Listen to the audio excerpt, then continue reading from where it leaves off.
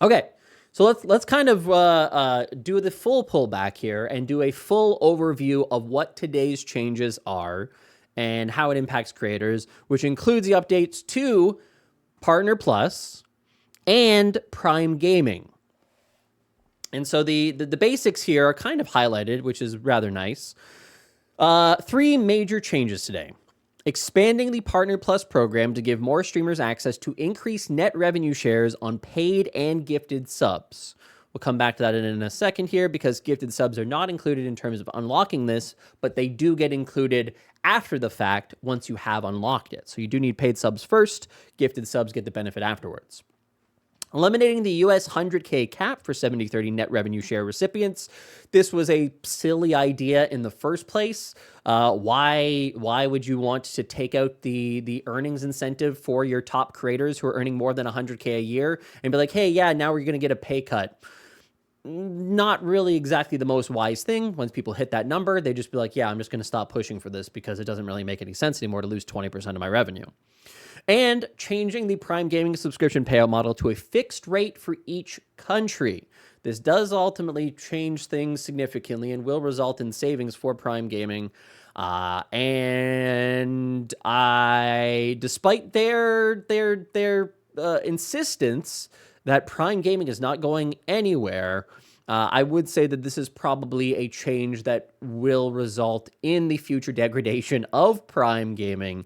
Again, not to say that it's fully going to go away, but and this is probably one of those things that extends the life of it. So whereas previously, maybe at the end of the year, this thing gets completely taken out, but now through doing something that is more, gives them the ability to be a little bit more flexible on what those payouts actually are. By going to a fixed model, they perhaps can extend this a little bit longer, and then they have a better understanding of the true amount that they're actually going to be paying out. And again, they just did an FAQ. If you want the official word from the people at the top, that's the best place to go watch that on the Twitch TV channel. A nice little 1 hour VOD. But if you want the Twitch is going to hate me anyway take, so I might as well just be honest in what I think. That's what I'm going to give you. We are adding a new level to the program to expand the benefits to a broader group of streamers. Streamers who maintain 100 plus points for 3 consecutive months will qualify for 60-40 net revenue on paid and gifted subscriptions to their channels. I made a video back in June 2023 talking about my predictions on the future of Twitch and talking about how Twitch had these kind of brackets for how they viewed streamers as is. I'll just play that here quickly. Tier is 7 to 24. And so now you're getting into your affiliates. Their second group is 25 to 99.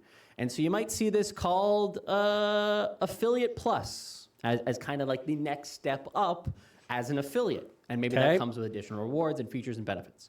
From there, you have your next group, your tier 3, which is 100 to 999 viewers, which I would argue that would be your partner class.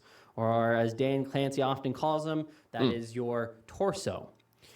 From there, 1,000 to 5,999. That's a big group. We could probably call those our partner plus group. And then we have our 6,000 plus. Anyways, and I was just going on to talk about how the likelihood of Twitch's future for monetization was to create essentially a system that would end up being tiered.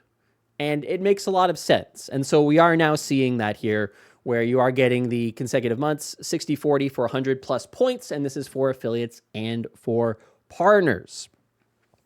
We also got the announcement here that they're reducing the plus points threshold for the 70-30 split from 350 to 300. Fantastic. And we are allowing affiliates to qualify. When the Partner Plus launched with qualification set at 350, it made sense for the program to be partner only, as just about every streamer who would qualify was a partner. With the lower threshold, more affiliates can qualify, and they deserve to be rewarded for their support of their communities. And then here you get a nice little chart here showing the revenue share and the threshold to achieve, and it's easy to understand. This is all positive. This is a positive change for anybody who monetizes on Twitch to go from a 50-50 to a 60-40 if you get 100 points. That is obviously a valuable change. To go from getting 60-40 to 70-30, again, another valuable change. And this has the impact of being able to kind of up and down scale you as you grow or decline.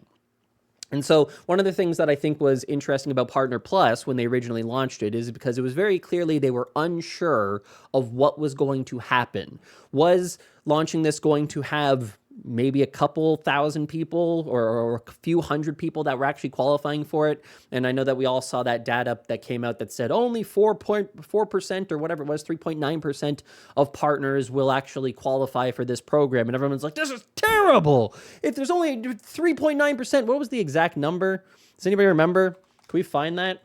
2.5%. 2.5% of active partners, only 1,000 people. Well, this number has obviously been blown away, and it's in fact significantly higher than that. And the reason for that is directly related to the fact that of the thing that I've always said, and the thing that I've been so frustrated that Twitch has never actively worked with their creators. The best salespeople that Twitch has are creators talking to their communities. And so all of these decisions with ads, and we're going to run ads on the ad scheduler. It's not an ads manager. It is an ad scheduler.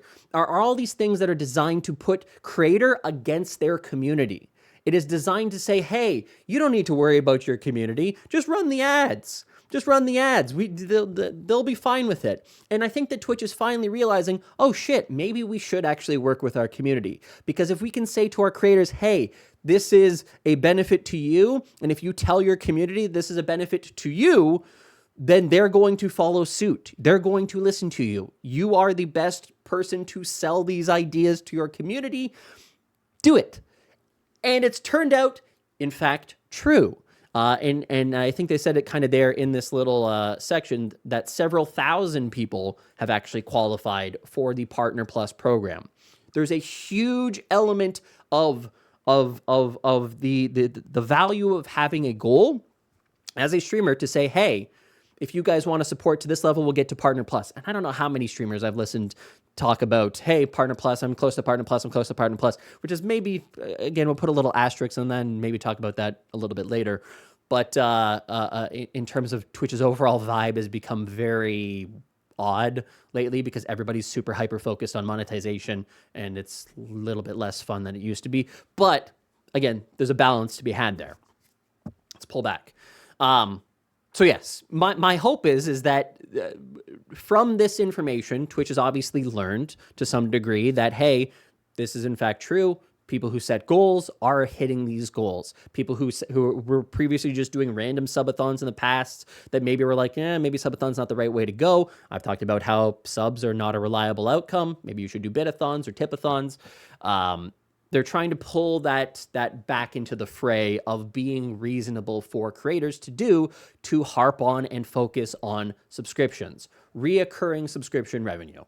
So Twitch has probably learned, hey, in fact, the people who previously maybe were monetizing in other ways or maybe not reaching their full potential of monetization actually were encouraged and incentivized to hit the Partner Plus goal. And as such, we actually saw again, you have to keep in mind that Twitch isn't just doing this to be great to creators. Twitch has announced that Dan Clancy's literally said, we are not profitable. And again, I don't have the exact numbers on the lack of profitability or the hole that they're in, but my understanding is it's very significant. And you can do some very, very basic math as it relates to transcoding and IVS Rocks pricing. IVS Rocks is a website that they set up. Anyways, long and short, you can do some very, very basic math and see that Twitch is probably losing hundreds of millions of dollars every single year in the best case scenario. So if you're this change probably is seeing a net benefit to Twitch. They're seeing more people subscribe for longer periods of time. And keep in mind, the value of a self-paid sub is significantly higher than the value of a gifted sub. When one person gifts a sub to a chat, that's a single month sub. It is a dead sub after that. That person may not inherently resubscribe themselves. So it's one sub. There's no guarantee that that continues. And there's no guarantee that the person who gifted the sub will gift that same sub next month to somebody else. So it becomes unreliable for Twitch to be able to go, we don't know exactly how many we're going to get. But if you have people who are paying themselves, that is more reliable. They have that data to be able to go, oh, yeah, the churn rate on this is 20% or 25%. And so everybody who subscribes 1 month, 75% chance that they'll still be here next month. So you have way more people subscribing to streamers in a reoccurring fashion that is better for Twitch's pockets. And so they can take a higher level of risk to give creators more because it is reoccurring revenue that otherwise may have been up in the air before that. So it's understandable why they continue to push for this, and it does ultimately make for good goals for creators to achieve. So rather than relying on streamers to say, hey, I have a sub goal of 10 subs today, what do we get if we achieve it? No idea. That's just the goal. Now there is actually a built-in default goal for creators. When they launched the Partner Plus program, the original one in June of 2023, it really was a pilot program. They wanted to see how the impact actually was for creators. And again, I think that there was some trepidation or uncertainty about whether or not it would just be them losing money, whether or not the amount of money that they're giving up in the 70-30 split, which is why, again, they set that 100K threshold on the top, is like, we got to be profitable. Is this going to be a net benefit? And I think that the number of people who qualified perhaps went beyond their expectation of what they were hoping to achieve, and it ended up being a windfall. I'm like, oh my God, this actually was great for us. So one of the things that I will say is interesting about the timing of this is they don't have a full picture of what happens when Partner Plus eligibility goes away. So again, they announced this, and then there was a 3-month period that you would have to qualify. So I believe the first month would have been October 2023. So what happens in October 2024 when people are no longer have the 350 subs needed? They've been on this Partner Plus for a year, and that number has gone down from 350 to 175 or 150 or whatever it might be for whatever factors, the economy, their content changed, a whole bunch of different things. It lasts for a year. It lasts for 1 year, yes. If that ends up happening, 1 year from the period that you last qualified for it. So the last 3-month window that you qualified for it, it lasts for an entire year after that. What happens for people who qualified for the 3 months leading up to October that they have not qualified since, but they've been running on this program ever since because of the fact that it was brand new and exciting and everybody was getting invested in it, is there a significant drop off? So October, let me change this to a different color. October 23, and we go an entire year, and their sub count went from 350 down to anything under that 349, and they stayed under 349. So October 24, 2024, they all of a sudden go from 70-30 to 50-50. Well, not so much, not anymore, thanks to Partner Plus, because to the changes to this, they would now only drop to 60-40. Which is, for creators, a certainly much easier hit to take. If you lose 20% of your income, that's a lot. If you lose 10% of your income, and again, it's not actually 10%, it's a little bit more than that because the ratios of 10 to 20%. Anyways, long and short, you would end up having a reduction in your overall income. But going from 70-30 down to 60-40 is less of a hit than going from 70-30 to 50-50 again.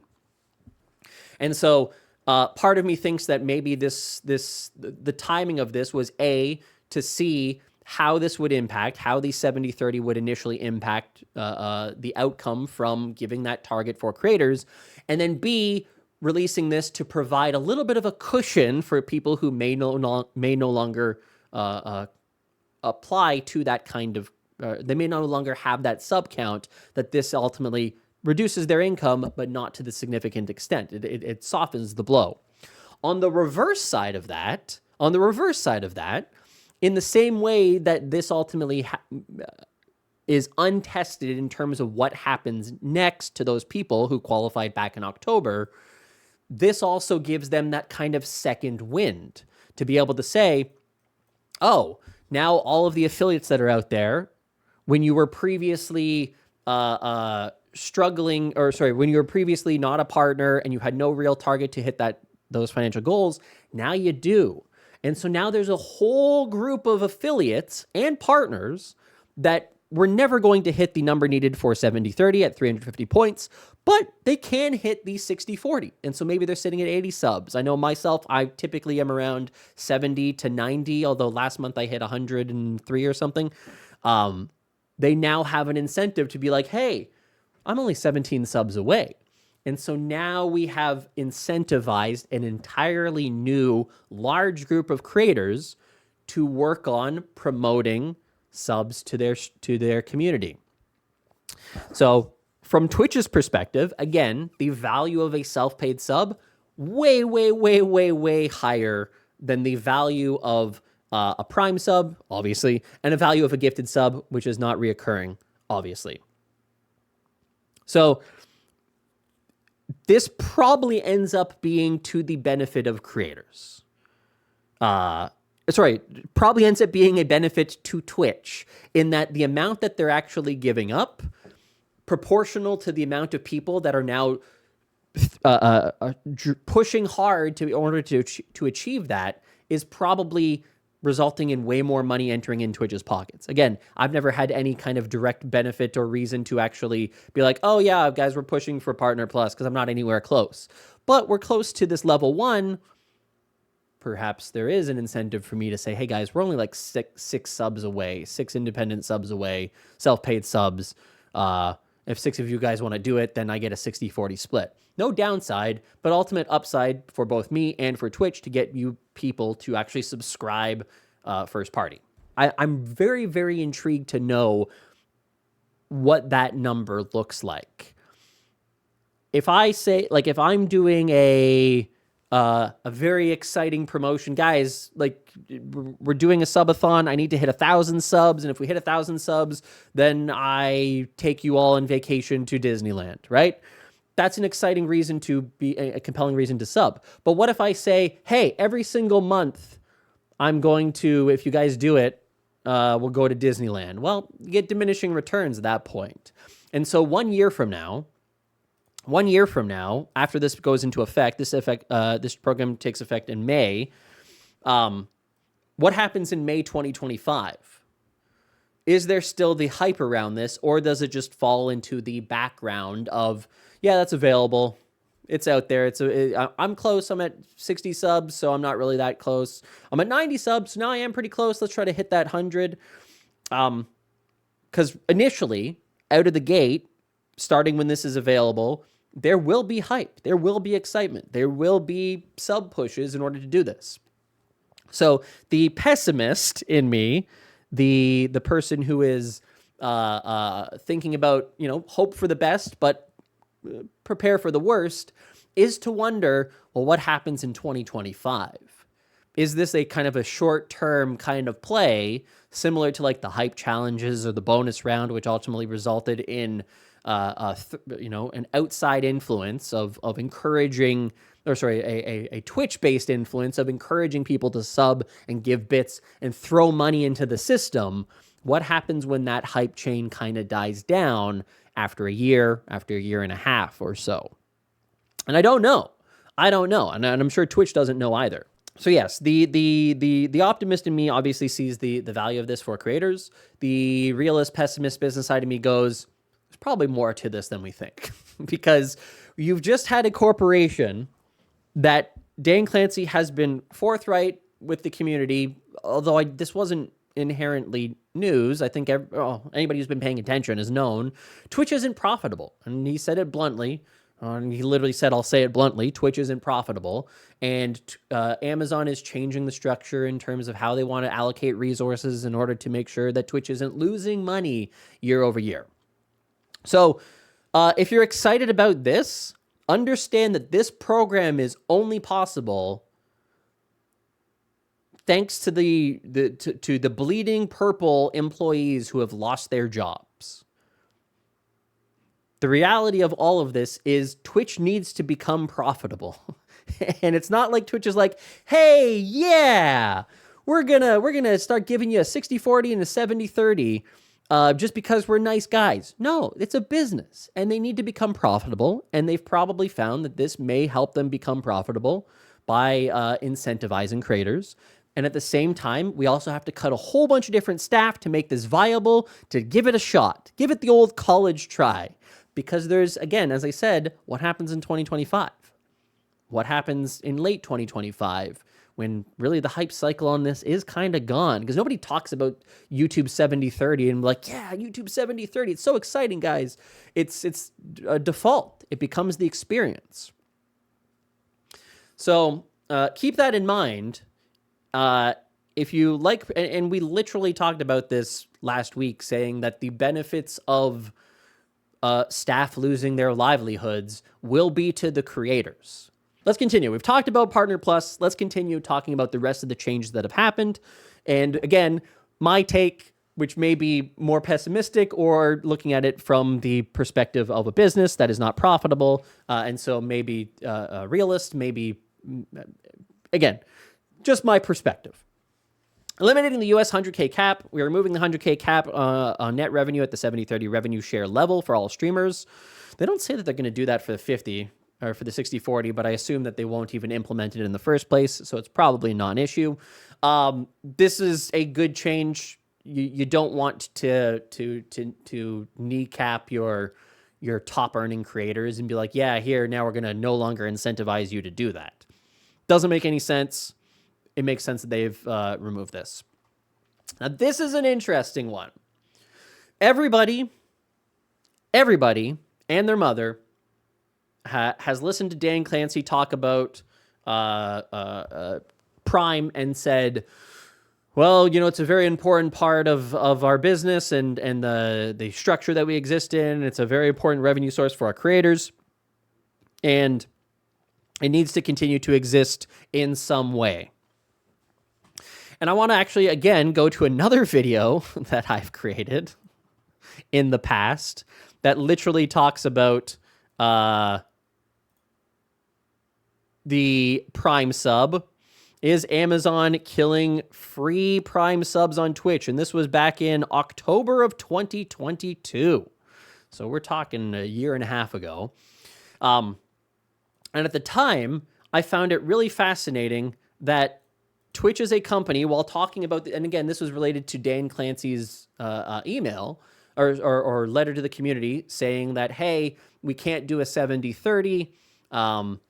They mentioned in it, Prime subs often get lost in the conversation when it comes to revenue share. For Prime subs, we pay streamers the same amount they receive for a regular subscription, even though it is included as an added benefit of their Prime subscription. Combined with other monetization products, Prime subs increase your effective revenue share by approximately 15% to about 65% total. And, in fact, I put out a video just the other day on my thoughts on them getting rid of Prime, and I showed a little chart here showing you your top 1,000 Twitch creators. Yeah, that was a really bad-looking view of me. Hey, nice sweater, by the way. Hell yeah. You can see here, the top 1,000 creators, 21% of all subscriptions to their channel are Prime. Now, this doesn't take into account the number of Prime, the number of Tier 1, Tier 2, Tier 3, so we don't know the numbers of these gifted subs or paid subs. But this gives you an idea of how impactful that actually is. Again, it probably is accurate to their number that they mentioned, 15%. And so in that previous video, They did get rid of I theorized that Twitch executives actually stuck their neck out for the community and said, hey, don't get rid of Prime subs. We actually, really, in terms of saying to Amazon, don't get rid of Prime subs. We really do need Prime subs. They're a valuable part of how creators earn money on Twitch, and we do not want them to be pulled. it was the only way that I could rationalize them talking so much about Prime subs, in the same way that they're doing a lot of stuff with Turbo right now. And Turbo is probably going to become very important in the near future to Twitch's future. Keep an eye out for that. So now they're making changes. And again, as I said, probably everybody and their mother saw Dan Clancy talk about Prime subs and how they're going to be around and how they want they're a valuable part of Twitch's community. And emphatically saying on a stream here that, hey, we are emphatically not getting rid of Prime subs. They're an important part of our creators' earnings, and we care very much about that. Talking here about since 2016, Twitch users who also use a Prime or also Prime Amazon Prime members have been granted a monthly token, which is a new terminology in terms of how they're actually using the description of a Prime sub. It has always been your free monthly Twitch Prime sub or Prime Gaming sub. Now they're calling it token, which I'll link you in on what that actually is referencing. Here from Twitch will soon offer sub tokens, which start as codes purchasable by third parties, most likely brands, to distribute. Sub token codes can be redeemed by users to subscribe to any channel or to be used for gift subscriptions. Now, granted, I don't think that that's the way that they're going to do it.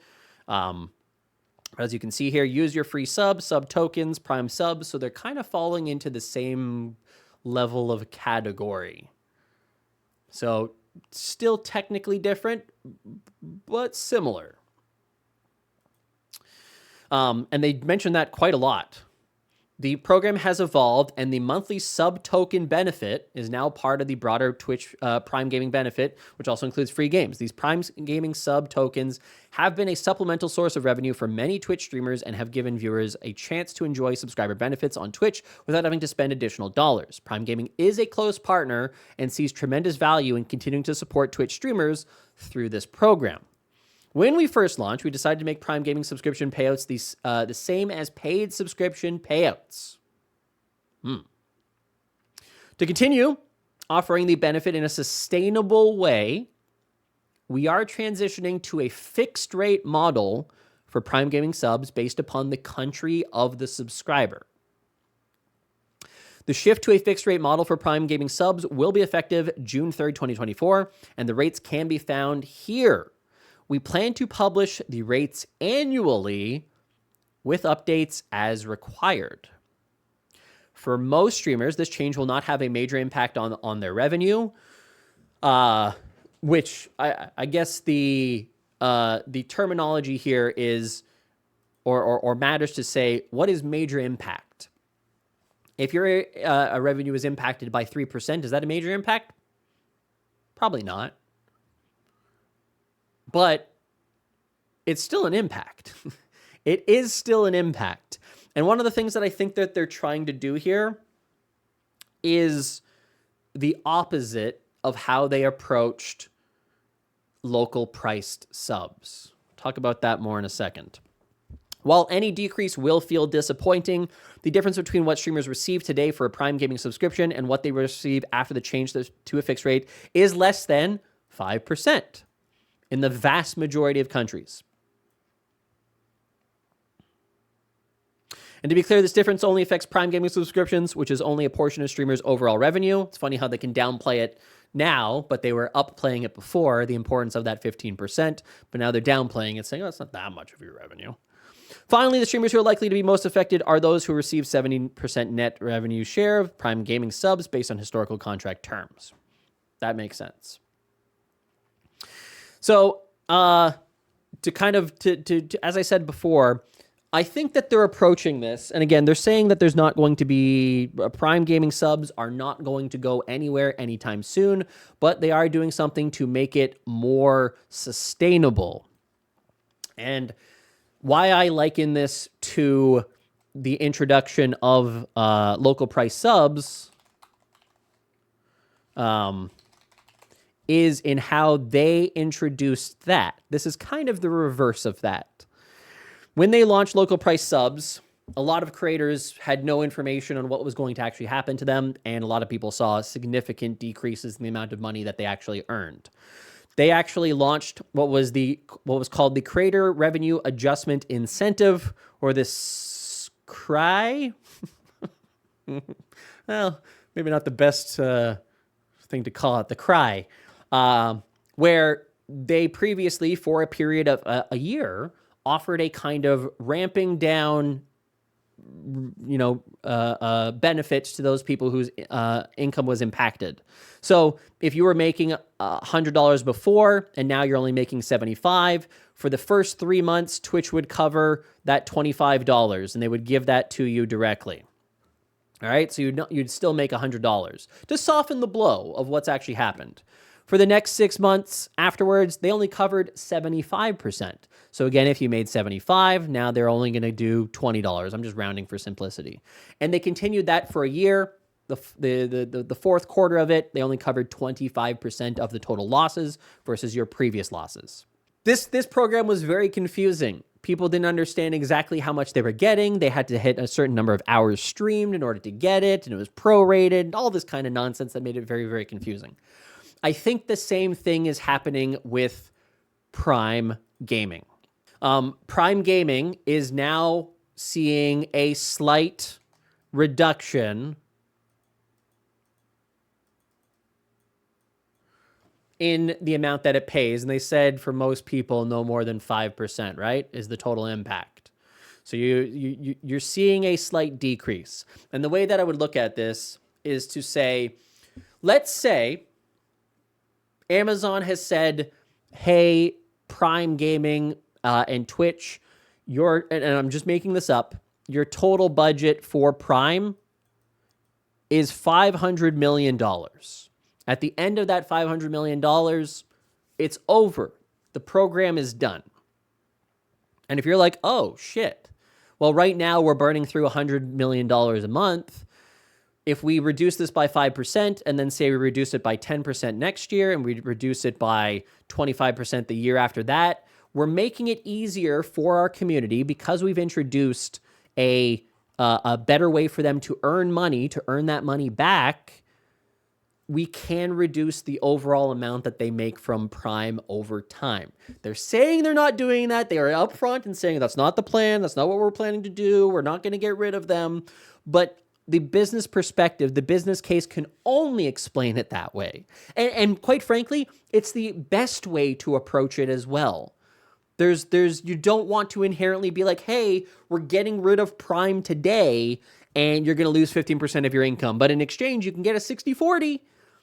People wouldn't want that. That would be terrible. And so to Twitch's credit, I think this is the best way that they can approach this kind of winding down of a program that is clearly not a financial leader for Twitch. It is probably not a benefit to Prime, but do so in a way that is fair to creators. Again, I'm not saying it's ideally great having access to something that you got from your parents because they subscribed to Prime was nice, but it's not a sustainable model in and of itself. I don't know how you can continue to say, I don't know anybody, period, that has ever subscribed to Prime because they realized that they could get a free sub on Twitch. I don't think that's happened once since the original introduction of Prime in 2016. Maybe then there was, but since then, no shot. Maybe a dozen people. So my belief here is that Twitch is, this is a cost-saving measure in the long run. Amazon is saying, hey, probably this is costing us a little bit too much money. And Twitch is going, pooh, fuck, that's bad for us. The same way that I said in here, they stuck their neck out for us to try to keep Prime subs going. I think that they're trying to give us the gentlest letdown they possibly can. And you can take a look at the pricing here of what's actually happening in every single country. For many people in Canada, US, it does matter here. $225 is the amount that you're going to get. Previously, I do think it was $239 was the amount that you're getting. So there is a little bit of a drawdown for this. To tie this all together, upfront for creators, this is a positive thing. To have a path to get a higher sub split, something that is way more in your control, is a positive thing for creators. For sure, no denying that. Prime changes, Not ideal, but probably being done in the best way possible for creators to soften the blow of rather than just pulling a plug on a program that it cannot ever be financially viable for Twitch or Amazon, to kind of have a slow downgrade of that service and the amount that you make. Probably the best case scenario. Removing the 100K, obviously that's great. You don't want to kneecap people who are actually earning you money and disincentivize them from actually getting people to subscribe. But let's also be very, very clear. This is a company that is not profitable, struggling to maintain or to try to achieve a profit target of not losing money. This comes at the time of laying off 35% of their staff and previously laying off 15%. So we've effectively had a workforce reduction of about 55%, plus if you include attrition, maybe 60%, a significant amount. There's a lot of people who are out of a job at Twitch that previously were employed there to make this better for creators. So as we enjoy in a slight benefit, just keep in mind the blood that is the purple blood that's been shed in order for us to get that. And kind of as a secondary thing is to say, this is obviously a positive change to how Twitch is going to approach revenue if they trust creators more to earn more money. But creators are unpredictable. Creators are unpredictable, and I would be hesitant to say the good times are here and we're finally in a golden era and it's all going to get figured out and it's all going to work out. I would say right now, obviously there's new targets. You can make a little bit more money now. You can focus a little bit more on sustainable revenue rather than non-sustainable by making a little bit more money, 60-40 or 70-30. But at the same time, it shouldn't inherently change any creator's plans to diversify. You should absolutely continue to diversify. You should absolutely be continuing to think about the future, a future that is uncertain.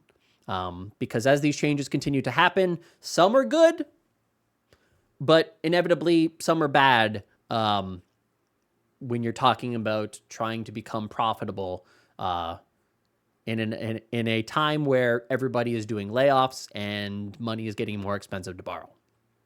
So that's kind of the overall summary of all of these changes, my thoughts and feelings on all these various programs and where we're actually headed next. Will be interesting.